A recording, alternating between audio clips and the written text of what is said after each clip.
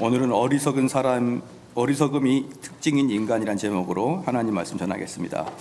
로마서는 우리에게 이제 복음을 알려주는 데 있어서 제일 먼저 이제 1장부터 시작해가지고 인간의 현실, 인간의 실상에 대해서 보여주고 있는 것이 1장이지 않습니까? 그래서 이 1장의 내용 중에 이제 오늘 본문 말씀에서는 뭘 하냐면 벌써 18절부터 한번 읽어보겠습니다. 18절을 제가 말씀드리면요, 하나님의 진노가 불의로 진리를 막는 사람들을 했습니다. 그러니까 하나님의 진노가 누구한테 일어나 그러면 불의로 진리를 막는 사람들에게 하나님의 진노가 임한다는 것이죠. 자, 이제 그러니까 이 로마서 앞에 부분은 하나님을 모르는 자들에 대한 그 하나님의 벌을 말씀하고 있거든요. 하나님의 벌을, 하나님의 진리를 모르는 자에게 있어서 하나님이 내리는 진노를 이야기하고 있어요. 즉 이방인들에 대한 진노를 이야기하고 있는 것이죠. 자, 우리가 여기서 본다 그러면 많은 사람들은 목사님, 우리는 복음을 못 들었어요. 전도를 들은 적이 없습니다. 심지어는 복음이 들어오기 전에 이전에 조선시대 사람들은 어떻게 된 것입니까? 이렇게 궁금해하기도 하고, 때로는 좀 못된 마음으로 이렇게 말해서 목사님을 혼동시켜야지, 이런 마음으로 질문도 하기도 하지만, 그런 사람에게 핑계치 못할 것이라고 오늘 본문 말씀 20절에 나와 있습니다. 창세로부터 그의 보이지 아니하는 것들 곧 그의 영원하신 능력과 신성이 그 만드신 만물에 분명히 보여 알게 되나니 그러므로 저희가 핑계치 못할지니라 라고 하는 거예요. 그러니까 조선시대 사람이건 고려시대 사람이건 또는 우리가 복음이 아무것도 들어가지 않는 아프리카 사람에게도 핑계치 못하는 게 있다는 것이에요. 그러니까 이렇게 보면 됩니다. 하나님께서는 모든 만물에 하나님의 살아계심과 하나님의 존재하심 또 도덕성을 다 심어줬어요. 다 심어줬기 때문에 그냥 똑바로 정신을 차리고 있다 그러면 누구든지 진리를 알 수 있다 이 말입니다. 누구든지 똑바로 가치적 중립을 가지고 있으면은 진짜를 알 수 있는데 18절 말씀 보니까 불의로, 옳지 못함으로 그 진리를 막아버리는 거예요. 분명히 알아요. 아는데 모를 거야, 이제 그렇게 다짐한 거예요. 알아, 그러나 몰라, 이렇게 되는 거예요. 그게 바로 하나님이 우리를 인생을 평가하는 내용입니다. 너희들 마음속에 다 진리 있잖아, 다 알잖아 너희들. 그런데 너희들 의도적으로 불의로서 그걸 막았잖아, 이겁니다. 예를 들어서 이겁니다. 모든 사람에게 지금 우리나라 한국 사회가 얼마나 변질되고 타락되어 있습니까? 아무리 변질되고 타락되어 있다 그래도요, 지금 나가서 사람들한테 물어보십시오. 야, 도둑질이 나쁜 거냐? 한번 물어보십시오. 그러면 아무리 타락한 시대라 그래도 도둑질은 나쁘지 라고 이야기를 할 겁니다. 심지어 도둑질을 하고 있는 도둑놈한테 가가지고 물어보세요. 도둑질이 나쁘냐? 도둑질 나쁘지, 이제 이렇게 얘기할 거예요. 그 도둑놈에게 당신 자녀는 이 도둑질을 가업을 잇기를 원하느냐? 안 원하지 라고 이야기할 겁니다. 왜 그러냐 그러면 모든 사람에게는 도둑질이 나쁘다는 하나님의 보편적인 진리를 다 심어줬기 때문에 그렇습니다. 그래서 이건 동서고금을 떠나서 악한 자건 선한 자건 다 공통적으로 이 보편적인 그 도덕과 진리가 다 들어있어요. 문제는 뭐냐? 그걸 알고 있음에도 불구하고 불의로 그 진리를 막아내서 그 진리대로 살지 않는 게 문제예요. 그러니까 여기서 지금 바울이 말하고 있는 게 뭐냐면, 마지막 심판 때에서 그 사람들을 너 그때 도둑질했잖아, 그때 너 거짓말했잖아, 너 그때 배신했잖아, 그것을 낱낱이 보여주면서 그들에게 핑계치 못하게 심판하겠다, 이 뜻은 뭐냐 그러면요, 너가 my way, 네가 네 스스로 갔던 길을 너 스스로 변호해라 이 말이에요. 그러니까 믿는 사람과 믿지 않는 사람의 가장 결정적인 차이는 뭐냐 그러면, 죄를 짓느냐 죄를 짓지 않느냐가 아니라, 믿지 않는 사람이 이 땅을 살아갈 때 자기의 마이웨이로 살아가는 거예요. 죽을 때도 마이웨이로 죽어요. 그리고 심판 때에서 하나님 앞에서도 마이웨이로 자기가 변호해야 돼요. 그게 불신자의 현 상태입니다. 여기에 비해서 우리 믿는 사람들은 네가 이 땅에 살아갈 때 죄가 있느냐 없느냐의 문제가 아니라 너가 그리스도를 너의 보혜사로 데리고 있느냐 이 말이에요. 너에게 보혜사에 그리스도가 있느냐? 그럼 그 보혜사가 너를 일평생 살아갈 때 하나님 우편에 서서 너에게 변호해 주겠다는 것이고, 마지막 심판 때 나를 일평생 변호해 줬던 그 보혜사가 판사로서 오시겠다는 거예요. 이게 기독교입니다. 그렇기 때문에 믿지 않는 사람들은요, 거짓말하지 말라는 거예요. 너 잘못한 거 뻔히 알면서 그 일 했잖아. 그러니까 바울이 말했듯이 너희가 율법으로 구원 받으려면 모든 율법 다 지키란 말입니다. 하나도 빼지 말고 다 지켜야만 너가 하나님 앞에서, 너가 심판대 앞에서 너 스스로를 변호할 수 있을 것이다, 이 말인 것이에요. 그런 의미에서 로마서 1장 18절 말씀이 있는 것입니다. 하나님의 진노가 불의로 진리를 막는 사람의 모든 경건치 않음과 불의에 대하여 하늘로 쫓아 나나니, 이건 지금 좀 좋은 성경을 가지고 있는 사람은 18절 바로 위에 다른 색깔로 이방인의 죄라고 써 있을 거예요. 이방인들도 바울은 뭐라 그러냐면, 진리 알지 않느냐, 너희가 옳고 그름을 알지 않느냐, 누구한테 안 배워도 알지 않느냐, 배신하는 것, 남에게 사기치는 것, 뒤에서 욕하는 것, 다 나쁜 것인지 알고 있으면서도 여러분 다 아시잖아요. 그런데 그게 굳이 교회를 다녀야만 아는 거냐 이 말이에요. 그걸 굳이 성경을 공부해야만 아냐 이 말입니다. 그건 공부 안 해도 다 알아요, 얘들도. 그런데 너는 뭐냐 그러면 알지만 너의 불의가 그것을 지켜내가지 못하도록 너를 막았지 않느냐, 그거인 것입니다. 그래서 경건치 않음과 불의에 대하여 하늘로 쫓아 나나니, 이는 하나님 알만한 것이 저희 속에 보임이라. 모든 이방인 마음속에 하나님 다 압니다. 다 알아요. 그런데 뭐 하는 겁니까? 모른 척 하는 거예요. 모른 척. 그래서 이들이 모른 척 하다가 아마 자기 아들이 교통사고 나가지고 응급실에서 산소 마스크 끼고 있으면 그때야, 아이고, 신이 계시다면, 내 아들을 살려주시고, 내가 원래 기도를 안 한 사람인데 신이 계시다면, 그렇게 그 본질 깊숙이 있는 하나님에 대한 형상이 드러나요, 그때가. 근데 그것을 그렇게 극단적인 고통이 없을 때는 묻어놓습니다. 불의로 그것을 막아놓는 거예요. 그게 바로 인간의 어리석은 자들의 특징이다. 그 어리석은 자들은 어떻습니까? 어디 창고에 들어가면은 또는 집에 커튼이 쳐졌는데 빛이 한 줄기 쫙 들어오잖아요. 그럼 빛이 들어오면 거기에 먼지가 막 보이죠. 근데 어리석은 사람은 어때요? 그 빛을 피해 다녀요. 그 빛을 피하면 먼지가 없는 것처럼. 먼지는 그 집안에 가득합니다. 근데 빛이 들어와서 먼지가 보일 뿐이지, 그 먼지를 피한다고 먼지를 안 마시는 게 아니에요. 그것처럼 하나님의 진리를 애써 모른 척한다고 진리가 없어지는 게 아니에요. 진리는 나중에 언제? 우리가 죽기 직전에 드러납니다. 아, 두렵다, 뭔가 모르게 무섭다. 그게 바로 하나님의 살아계심의 증거인 것입니다.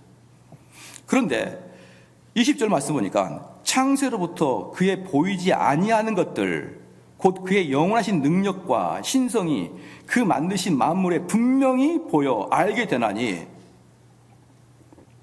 바울은 여기서 뭐라고 했냐면 분명히 보여 안다 그랬습니다. 어떤 누구도, 내가 신앙이 깊든 안 깊든, 내가 목사이든 뭐 장로이든 안수집사든 그런 거 상관없이 그냥 아무 신앙이 없더라 그래도 그걸 꼭 성경에서 안 배워도 다 알게 되어 있다. 모든 사람을 하나님이 그 양심에 심어놨기 때문에 그랬죠. 그래서 분명히 보여 알게 되라니, 그러므로 저희가 핑계치 못할지니라, 이렇게 말했습니다. 그래서 하나님께서는요, 하나님 말씀을 들었는데 그걸 불순종하는 사람에게만 하나님께서 벌을 내리는 게 아니라 모든 인류에게 하나님이 동일하게 벌을 내리겠다 이 말입니다. 너희들이 심판대 앞에서 아무 핑계 대지 못할 것이다. 제가 검찰에게 끌려가보질 않았는데요, 그 검찰이 나오는 영화를 가만히 보면은 그 순서가 있더라고요. 순서가 있는 게 뭐냐면, 일단 제가 그 영화를 계속 보면서, 아, 경찰이나 검찰이 나를 부르면 거의 끝났구나라고 느끼면 되겠구나, 이런 생각이 들어요. 왜냐 그러면 검찰이 부를 때는 이미 사전에 증거를 다 수집한 다음에 부르더라고요. 나를 불러가지고 때리면서 네 죄를 네가 알렸다 이렇게 하는 것은 옛날 이야기고요.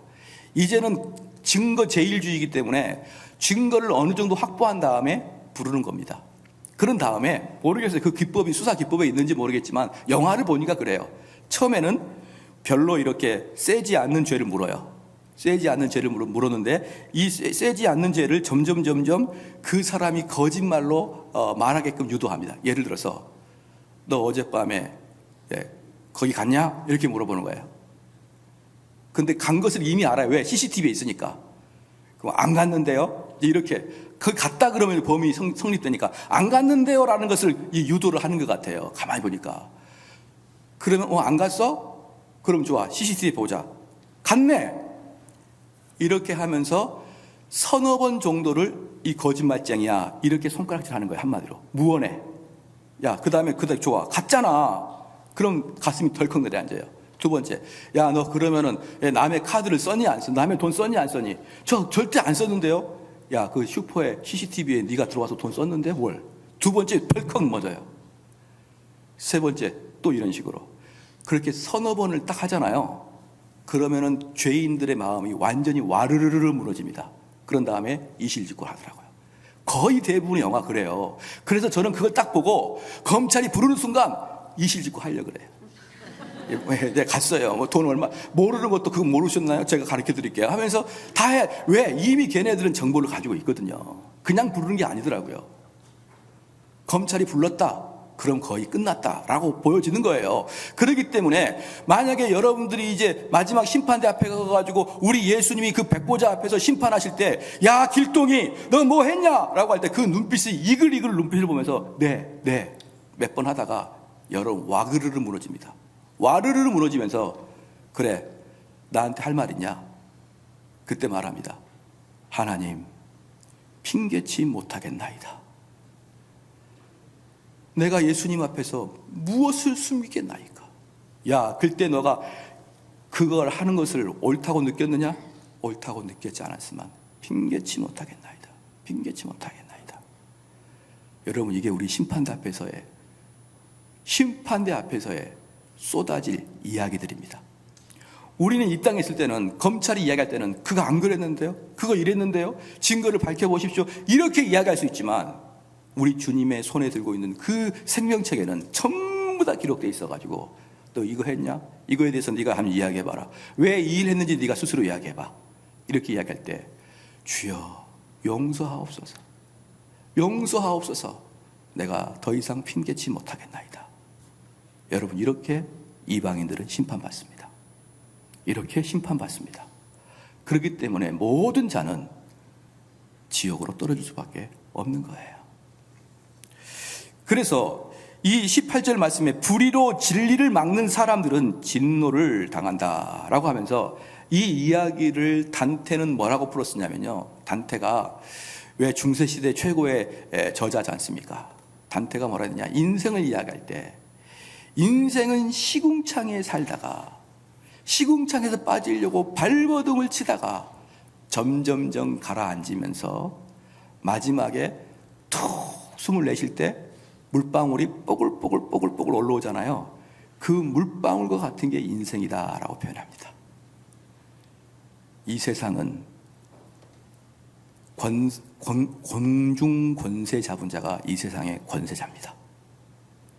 이 세상은 공중 권세 잡은 자가 이 세상의 주인이에요. 공중 권세 잡은 자가 마귀입니다. 그래서 이 세상은 다 마귀의 수중에 있는 거예요.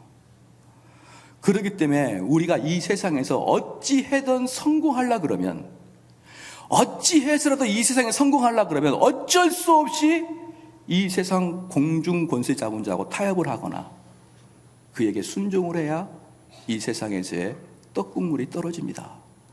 그렇기 때문에 단테가 말하기를 이 세상은 시궁창과 같다 그러는 거예요. 시궁창과 같은데 우리가 열심히 살다가 몸부림치면서 사는데 마지막에는 흔적도 없이 거품 몇 방울 남기고 사라지는 게 인생이다라고 표현한 것입니다. 제가 그 아르헨티나를 가서 참 재밌었던 게 하나 있었습니다.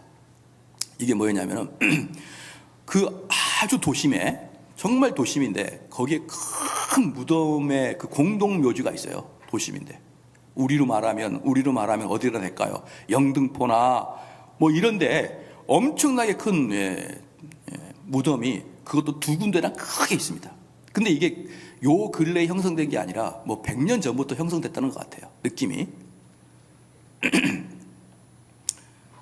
그런데 엄청나게 큽니다. 그리고 거기에는 대리석으로 미니어처처럼 집을 만들어 놨어요. 그래서 가로는 한 2m, 높이는 한 3m의 이런 대리석으로 다 그 무덤이 전부 다 하나의 고풍스러운 집이에요. 집. 그런데 그 밑에는 이렇게 뭡니까?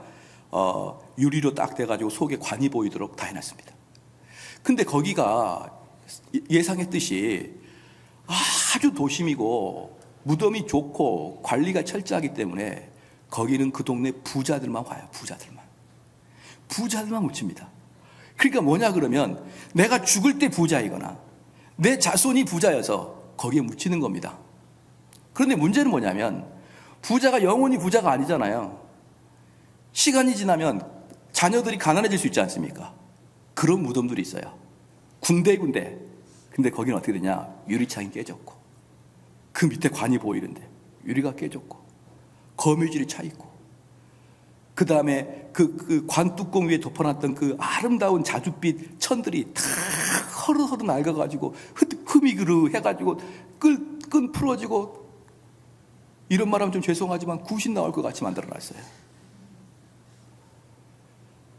여러분 아마 그분이 돌아가실 때는 언젠지 모르겠지만 아마 유세가 있었을 것이고 자녀들이 잘났을 것이고 그래서 그걸 자녀들이 잊지 않기 위해서 그 시내 한복판에 그 아주 비쌉니다. 관리비도 비싸요. 그러니까 자녀가 못 살게 되면 관리를 못 하는 겁니다. 그게 인생입니다, 여러분. 그게 인생이에요. 내가 잘 살고 내 자녀가 유복해도 언제까지 그걸 이어가겠습니까? 그렇게 무덤 화려하게 꾸며놔도 나중에 관리도 못합니다. 단테가 말하듯이 뽀글뽀글 시궁창 위에 거품 남겨놓고 떠나는 게 인생인 것입니다.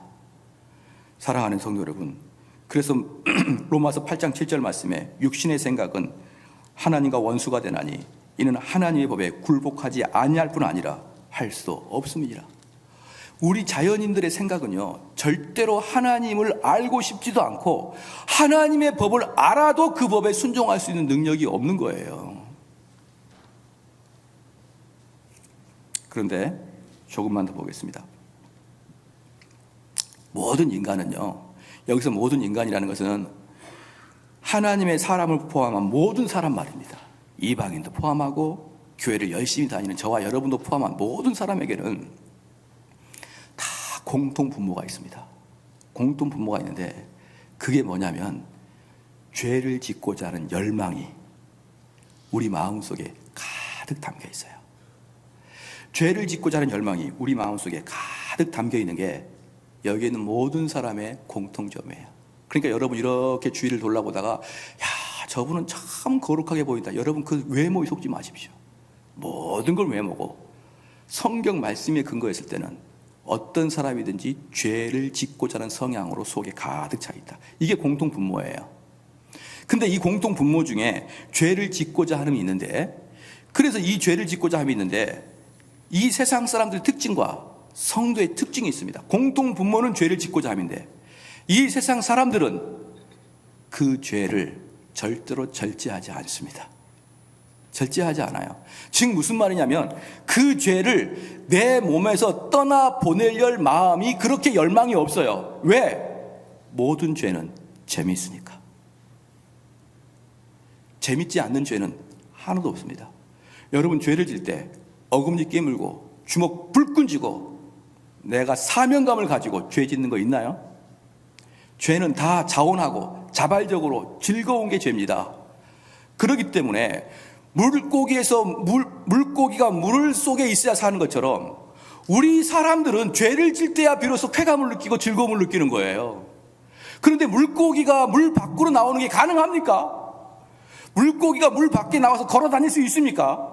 그것처럼 우리 인간은 죄의 틀에서 시궁창에서 빠져나올 수 없는 게 우리 인간이에요. 누구나 물고기가 거듭났다고 해서, 물고기가 예수님 영접했다고 해서 걔가 길거리를 걸어 다니지 않지 않습니까? 마찬가지예요. 성도가 거듭났다고 해서 죄의 틀에서 벗어날 수가 없는 거예요. 그러니까 우리 서로 경건한 척 하지 말자고요. 다 압니다. 다 죄를 짓고자 하는 마음으로 가르쳐 있어요. 그럴 때 성도들과 비성도의 차이는 뭐냐? 비성도들은 그것을 절제하려고 노력하지 않아요. 근데 성도들은요, 하나님 말씀이 그 마음속에 있으면, 하나님 말씀이 그 마음속에 있으면 그 말씀이 성령이 되어서 여러분이 죄를 질 때 이놈아 죄 짓지 마 라고 성령이 혼내줍니다. 그러니까 우리 성도들은 죄를 안 짓는 게 성도가 아니라 죄를 질 때마다 하나님의 말씀이 성령이 되어서 너 그만해, 너 스톱해 라고 나를 억눌러 주는 게 성도이고, 불신자들은 재밌다 그렇게 되는 것입니다. 그래서 성도들은요, 죄를 짓 때 소도둑놈이 바늘 도둑놈이 됩니다. 근데 불신자는 바늘 도둑이 소도둑 됩니다. 여러분 마음속에 성령님 계십니까? 성령님 계시는 자들은요, 우리에게 벼락을 내려주십니다. 그만해라. 너 더 이상 죄 짓지 마. 너 더 이상 분을 내지 마. 너 더 이상 화내지 마. 너 더 이상 도둑질 하지 마. 너 더 이상 남 헐뜯지 마. 쐐기를 박아버립니다. 그럴 때 깜짝 놀라는 거예요. 알았습니다, 하나님. 죄를 짓고자 하는 마음은 모든 사람이 공통됩니다. 왜 그러냐? 물고기가 물속에 있는 것과 똑같이 우리는 죄 속에 있어야 되는 존재거든요. 왜? 우리는 태어날 때부터 이미 하나님과 등 돌린 자이기 때문에. 그러나 그런 죄 속을 갖고 있는 속에 하나님 말씀이 성령이 되어서 내 속에 임재하는 사람들은 그 죄를 계속 억압하는 거예요. 그래서 이것을 칼빈주의가 계속 말한 게 뭐냐면 바로 코람데오의 삶이다. 코람데오의 삶이다. 언제나 하나님이 나를 쳐다보고 계신다. 근데 코람데오가 되지 않는 사람들은 사람들 눈이 없으면 다시 발동하기 시작합니다. 발동하기 시작해요. 코람데오가 되는 사람들은 그 발동이 점점 줄어든 반면에 코람데오가 되지 않은 사람은 발동이 점점점 늘어나기 시작합니다. 사랑하는 성도 여러분, 그래서 간곡하게 부탁을 드리고 싶은데요, 여러분 자녀가 공부 잘 해가지고 좋은 일을 하는 거 참 좋아요. 근데 그 자녀 코람데오 안 하면요, 부모 눈피하고 누구 눈피하면 뭔 일 할지 모릅니다. 그래서 하나님을 경외하는 그런 자녀를 만들어야 되는 거예요. 여러분 자녀가 정말 하나님을 경외하는 자면은 걔가 아프리카 갖다 놔도 미국 갖다 놔도 아무렇지도 않아요. 바로 이러한 차이입니다. 그런데 그래서 여기 이제 21절에 보면은 이제 그럽니다. 20절까지는 핑계치 못할지니라 이제 이런데, 오늘의 이제 핵심은 21절 말씀이 핵심인데요. 하나님을 알되 하나님으로 영화롭게도 아니하며 감사치도 아니하고 오히려 그 생각이 허망하며지며 미련한 마음이 어두워졌나니 라고 하는 것입니다. 그러니까 이제 이게 이제 뭐냐면, 오늘 핵심이 뭐냐면, 너희들을 잘 들어봐라. 하나님을, 이 자연이나 도덕적 양심을 통해서 하나님을 아는 것은요, 아주 명백하게 하나님을 아는 게 아니에요. 명백하게 아는 것은 성경을 통해서 명백하게 아는 것이지, 진짜 하나님은 자연을 통해서는 흐릿하게 아는 것이에요. 하나님은 이런 것을 싫어하겠구나, 하나님은 이런 걸 좋아하겠구나, 이걸 자연을 통해서 흐릿하게 알고 우리의 도덕과 문화를 통해서 흐릿하게 알 뿐이지, 실제로 하나님을 정확하게 알기 위해서는 성경을 통해서 알아야 됩니다. 그러면 20절에 저렇게 자연인 이방인들도 핑계치 못할 텐데 21절에 딱 돌아오면서 하나님을 알되라는 거예요. 이건 뭡니까? 너희들을 이야기하는 겁니다. 그러니까 지금 성경은 사실은요, 성경은 이방인에게는 관심이 없어요. 진짜 성경은 하나님 말씀을 듣는 너희들에게 관심이 있는 것이지, 하나님 말씀을 듣지 않는 이방인들에게는 성경은 사실 관심이 없습니다. 그래서 지금 로마서 1장 18절, 19절, 20절 말씀에서 이방인들을 이야기하는 이유는 그렇게 자연스럽게 하나님을 흐릿하게 알아도 핑계치 못할진데, 너희처럼 하나님을 분명히 아는 사람들이 어떻게 그걸 감당하려고 그러냐 이 말이에요. 너희가 하나님을 그렇게 분명하게 아는 너희가 하나님께 순종하지 않으면 어떻게 그 미래를 감당하려고 그러느냐, 이 이야기를 지금 바울이 하는 것입니다. 그래서 이 21절에 하나님을 알되, 근데 하나님을 알게 되는 것은 뭐냐? 어떤 거냐면요. 한번 봅시다. 내가 가만히 생각해 보는 거예요. 가만히 생각해 보면은, 야, 진짜 하나님이 정말 좋으신 분이구나. 만약에 좋으시지 않는 분이면 정말 내가 크게 하나님께 벌을 받았을 텐데, 하나님 나를 이렇게까지 크게 참으시고 좋으신 분이구나. 하나님 나를 지금까지 인도하시는 게 너무나 은혜구나 라는 것을 깨닫게 됩니다. 하나님을 알게 된다 그러면, 하나님을 안다, 이것은 공부로 안다는 게 아니고 하나님이 나에게 무엇을 해주었나를 아는 거예요. 하나님이 나에게 무엇을 해줬구나. 그럼 당연히 뭐가 됩니까? 영광을 돌리게 되는 것입니다. 그러니까 하나님을 안다는 것은 하나님이 나에게 무엇을 해줬다는 것을 깨닫는 것이고, 무엇을 해준 사람, 그 하나님이 얼마나 위대하시고 그 가치가 대단하시냐, 하나님이 내 인생에서 해주신 이 가치가 얼마나 대단하냐라는 의미가 바로 월십이에요. 월십. 하나님의 가치에 대한 바른 정신, 이게 예배입니다. 그래서 저는요, 여기에서 분명히 직장 다니시는 분에게 신우회가 있을 겁니다. 신우회가 있을 거예요. 이 신우회가 있는데, 그 신우회는 뭐냐면 그 회사에서 일주일에 한 번 예배를 드리는 겁니다. 근데 그것은 또 하나의 예배당일 뿐이에요. 이걸 자꾸 착각하고 있는 것입니다. 여러분이 직장에서 신우회를 다닌다고 좋은 게 아니에요. 신우회를 안 다니는 것보다 신우회 다니는 게 조금 날 겁니다. 조금 나은데 엄청나게 낮진 않아요. 아주 조금, 바람이 훅 불고 날아갈 만큼의 가볍게 좋아요. 진짜 여러분들이 예배자의 삶을 살아가는 것은 일주일 내내 직장 다니다가 하루 점심 먹을 때 예배 드리는 것이 예배자의 삶이 아니라, 여러분이 직장에서 감사하며 살아가는 게 예배드린 자의 삶의 모습이에요. 왜? 감사함과 영광과 예배는 똑같은 단어거든요. 감사, 영광, 예배는 똑같은 단어예요. 그러니까 내가 여기서 예배 시간에 하나님께 막 예배를 드리고, 그 다음에 여러분의 가정과 직장과 세상에 나가서 또한 하나님께 예배자의 삶을 살 때는 하나님 나를 여기 보내주신 것에 대한 감사함으로 살아가는 게 예배자의 삶입니다. 저는요, 많이 못마땅한 게 많지만 하나만 더 말씀을 드리겠습니다. 어떤 사람들 간증할 때 말이죠, 내적 치유하는 간증 있지 않습니까? 내적 치유. 이 간증할 때 참 저것도 이제 시간이 많이 되니까 어떤 틀에 박힌 형식이 있구나, 이렇게 말할 정도로 완전히 형식화가 되어 있습니다. 뭐냐 그러면요, 나와서 내적 치유 받은 사람들의 간증이 다 대동소이합니다. 대동소이예요. 뭐라 그러냐? 먼저 울어야 돼요. 내적 치유를 받은 사람 울어야 됩니다. 제가 아는 목사님이 내적 치유 전문 사역하고 있는데 제가 물어봐요. 왜 외적 치유는 안 하냐고. 외적 치유 좀 해줘라. 나 다리 부러진 거 좀 고쳐주고 앉은 병도 일으켜주고, 왜 증거도 없는 맨날 내적 치유만 하냐, 이렇게 물어보면 유구무원이더라. 내적 치유 사람들의 항상 공통된 어떤 트렌드가 있어요. 뭐냐? 아버지가 술주정꾼이야, 주로.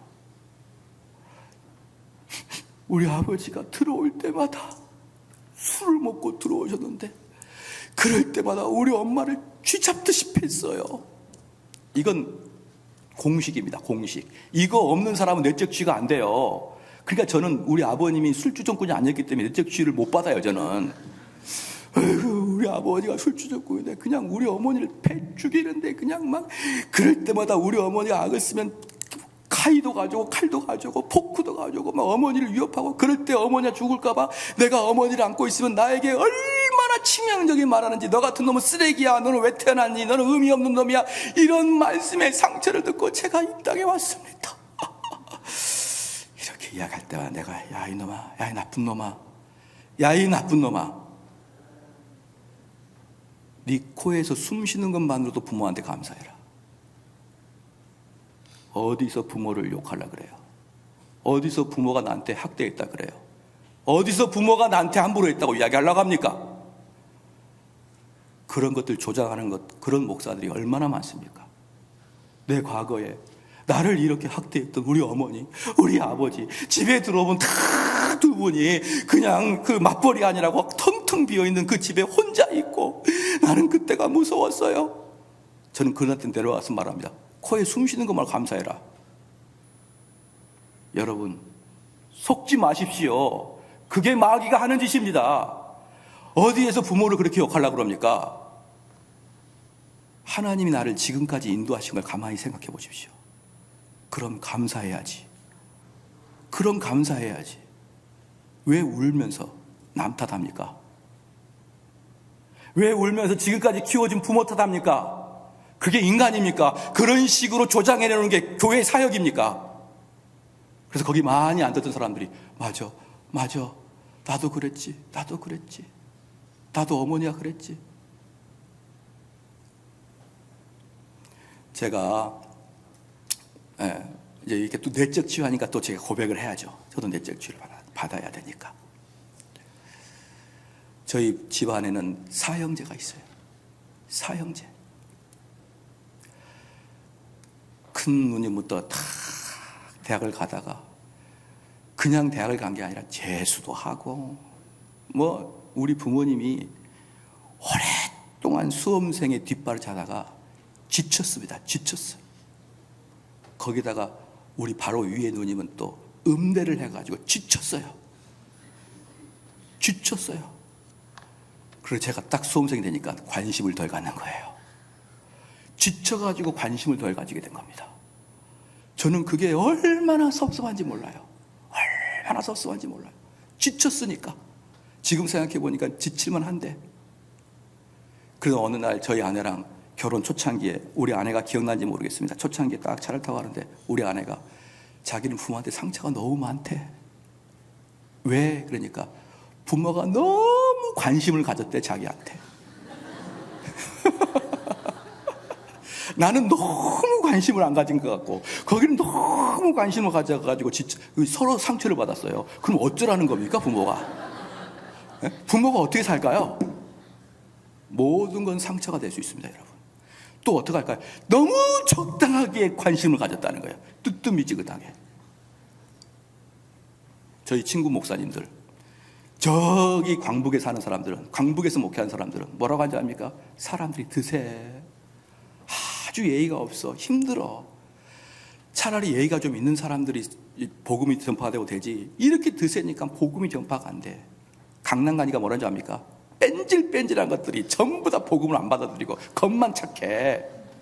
진짜는 좀 투박해도 강북 애들이 좋아. 강남 애들 뺀질뺀질해. 그러는 거예요. 그래서 내가 영등포에 사는 중간에 사니까 이것도 저것도 아니야. 여기 교회는 사람들이 차지도 덥지도 않아가지고 목회가 안 돼. 강북이건 강남이건 중간이건 아무도 목회가 안 된대요. 여러분, 우리 인간은 그런 존재입니다. 맨날 내 문제가 아니에요. 다 주변의 문제입니다.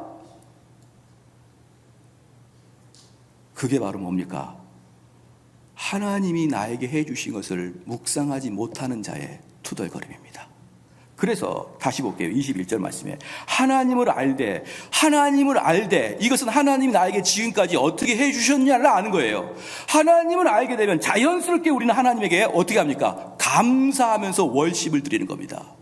월십을 드리는 거예요. 그래서 하나님으로 영화롭게도 아니하며, 그러니까 하나님을 알긴 알지만 하나님이 나에게 해주신 것에 대해서 깊이 깨닫지 못하니까 하나님을 영화롭게도 아니하며, 그러면 하나님을 영화롭게 하기 위해서 무엇을 해야 되느냐? 바로 감사하는 것입니다. 감사.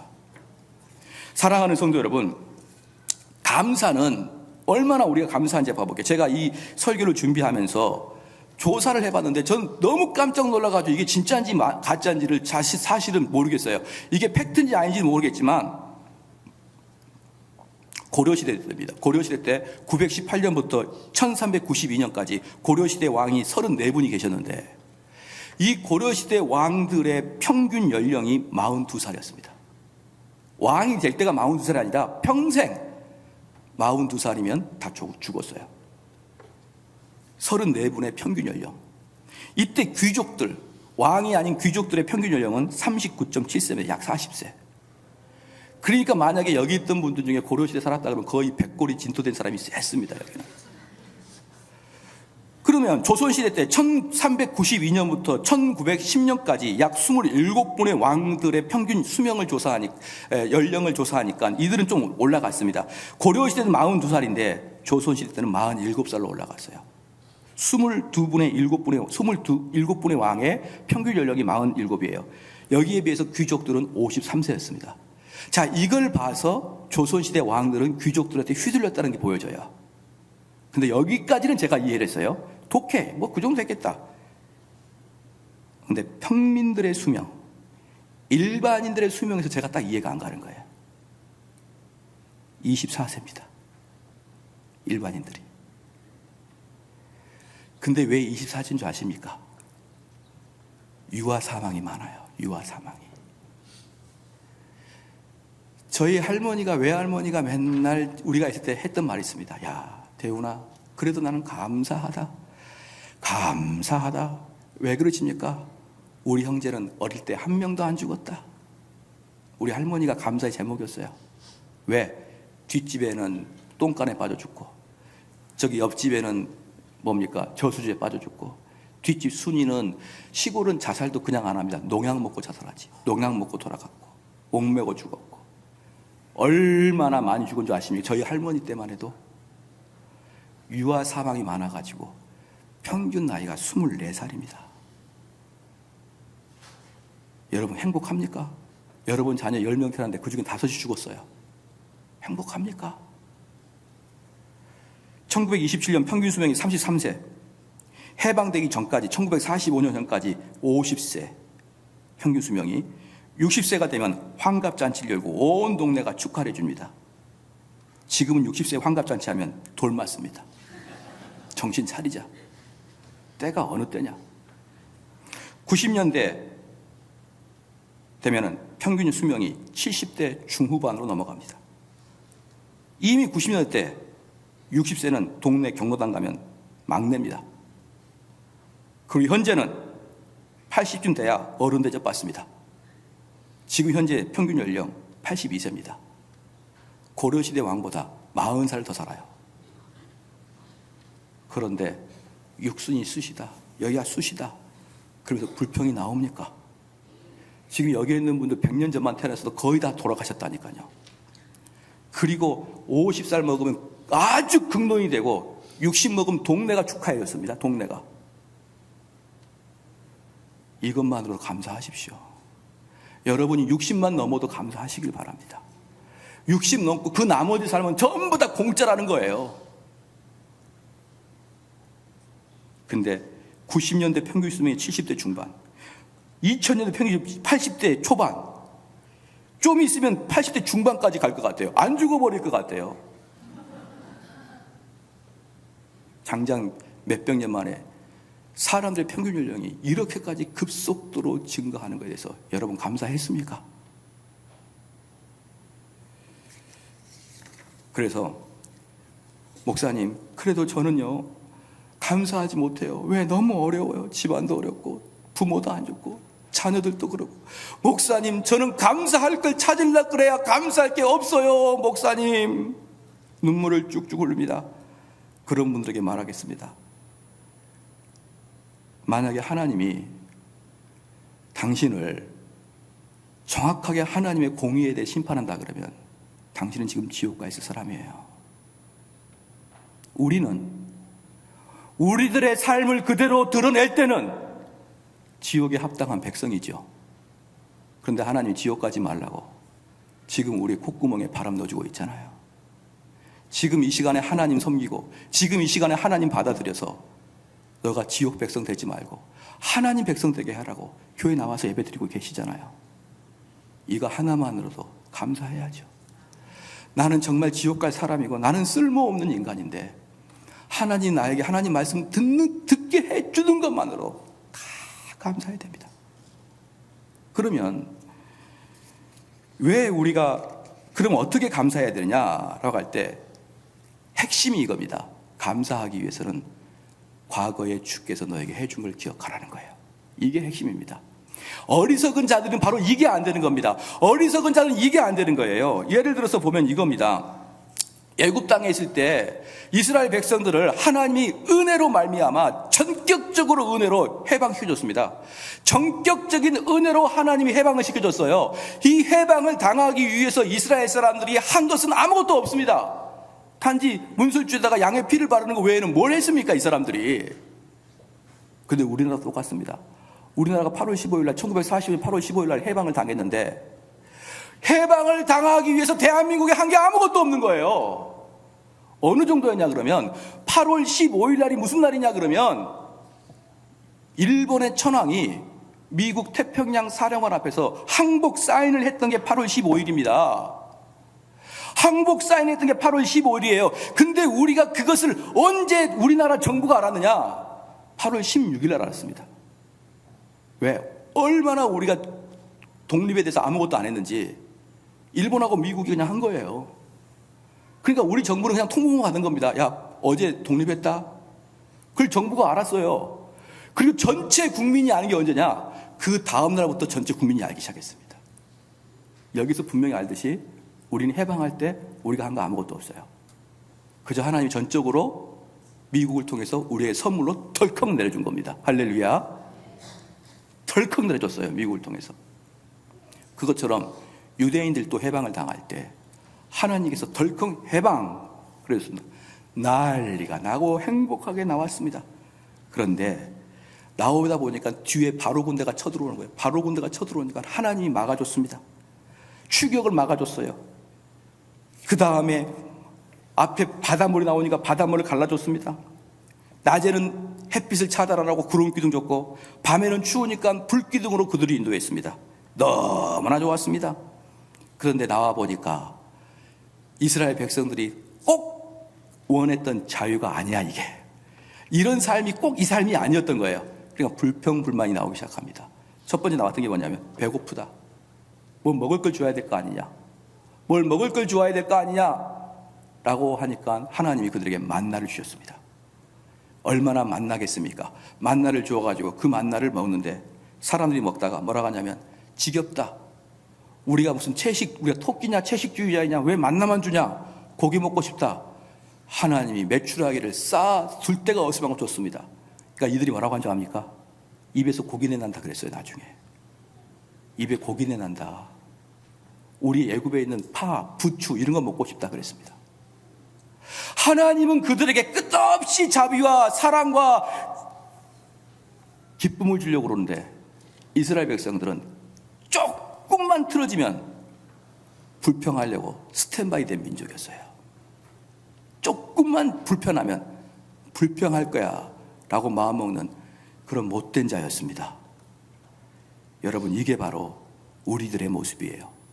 이럴 때 모세가 너희들이 더 이상 하나님께 불평하지 말고 하나님께 감사해야 된다라고 말하면서 그들에게 노래를 지어줬습니다. 저는 여러분들이 이런 노래를 가지고 좀 찬송가를 한번 지어보도 된다고 생각합니다. 그 악보에 능력 있는 사람들은, 작곡에 능력 있는 사람들은 한번 해볼만 합니다. 출애굽기 15장 1절 2절 그 다음에 11절이 모세가 이들에게 지어준 노래예요. 노래. 이거 항상 너희들 부르고 다녀라. 그러면서 너희들 뭐하라? 그러면서 너희도 하나님 불평하지 말라 하면서 불러준 노래가 뭐냐면, 내가 여호와를 찬송하리니 그는 높고 영화로우심이요. 이게 뭡니까? 하나님의 영광, 하나님의 감사를 찬양하죠. 말과 그 탄 자를 바다에 던지셨음이로다. 뭡니까? 애굽 땅에서 나올 때 하나님 너에게 했던 걸 기억하라는 거예요. 하나님 너에게 했던 걸 기억하라는 것입니다. 여호와는 나의 힘이요 노래시며 나의 구원이시로다. 그는 나의 하나님이시니 내가 그를 찬송할 것이요 내 아비의 하나님이시니 내가 그를 높이리라. 내 아비의 하나님, 그게 뭡니까? 내 조상에게 했던 것을 기억한다는 거예요. 내 조상에게 했던 것을 기억하면은 우리는 찬송을 할 수밖에 없고 영광을 돌릴 수밖에 없다는 것입니다. 11절에 보면 여호와여, 신중에 주와 같은 자가 누구이니까? 주와 같이 거룩함이 영광스러우며 찬송할 만한 위엄이 있으며 기이한 일을 행하는 자가 누구입니까? 너희가 하나님이 너희 조상들에게 너희들에게 과거에 했던 것을 보면은 너희들은 하나님의 기이함을 찬양 안 할 수 없을 것이다. 사랑하는 성도 여러분, 신명기 6장 12절 말씀에 너는 조심하여 너를 애굽 땅 종되었던 집에서 인도하여 내신 여호와를 잊지 말라. 감사의 시가 시편 100편이 감사의 시입니다. 시편 100편이 감사의 시인데 뭐라고 했느냐? 온 땅이여 여호와를 즐거이 부를지어다. 기쁨으로 여호와를 섬기며 노래하면서 그 앞에 나아갈지어다. 기쁨으로 여호와를 섬기며 노래하면서 그 앞에 나간다는 거예요. 뭡니까? 감사하면서 주 앞에 나간다는 거예요. 여러분들이 이 교회 나올 때 감사하는 마음으로 나오셔야 되는 거예요. 그게 우리 성도들이 주님을 만나러 오는 조건입니다.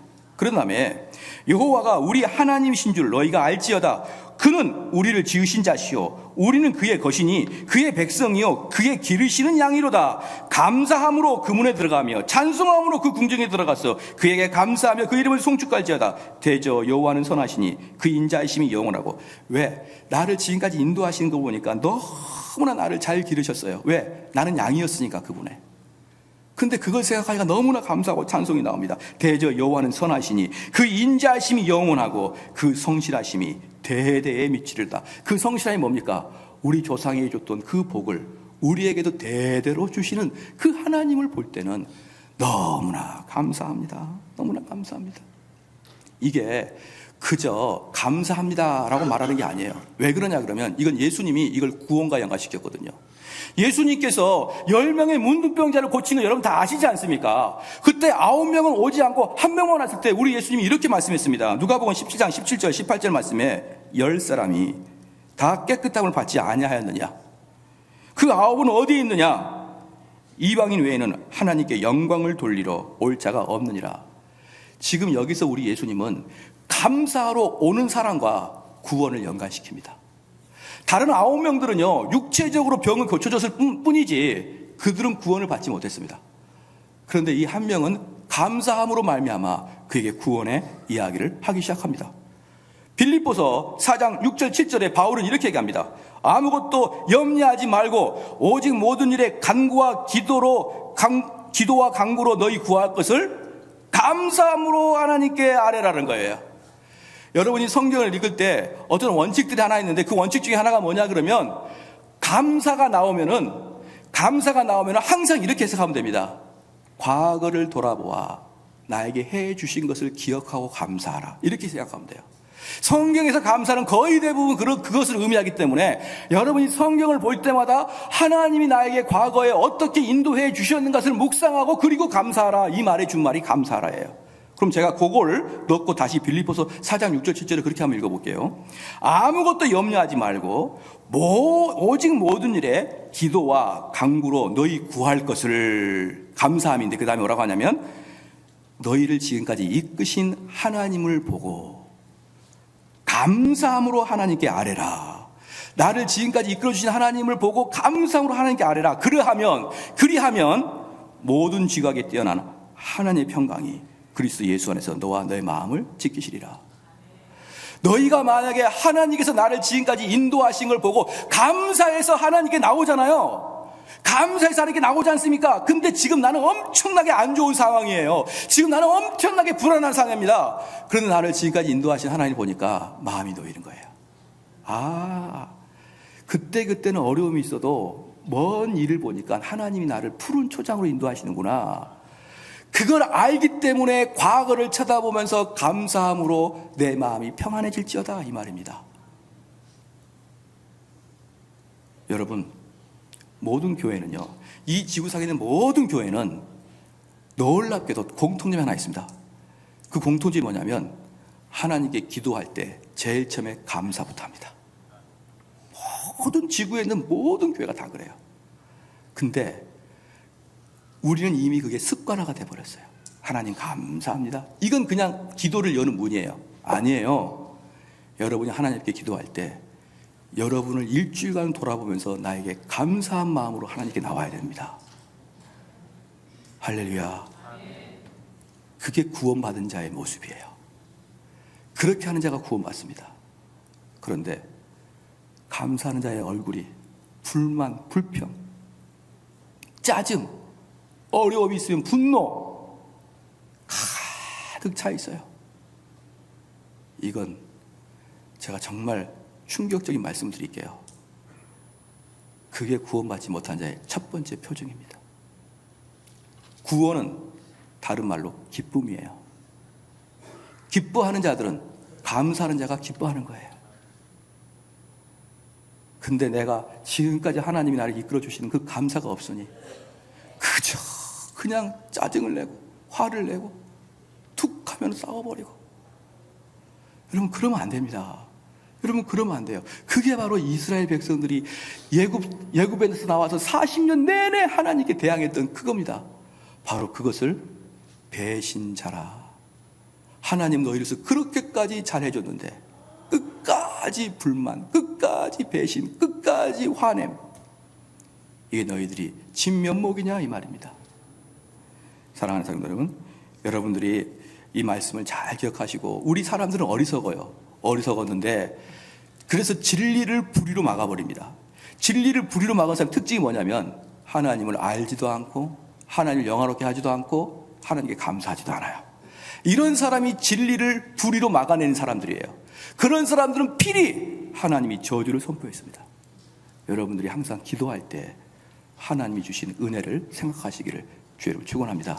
우리 함께 기도할 때, 하나님 오늘 말씀을 들어보니 별것을 아닌 걸 가지고 일희일비하고 있는 저를 용서하여 주시옵고, 하나님 나에게 지금까지 이끌어 주신 이 모든 것들을 고려하며 생각할 때마다 하나님 내 입에서 영광과 찬송과 감사가 쏟아져 나오는 성도가 되게 하여 주시옵소서. 다 같이 기도하십니다.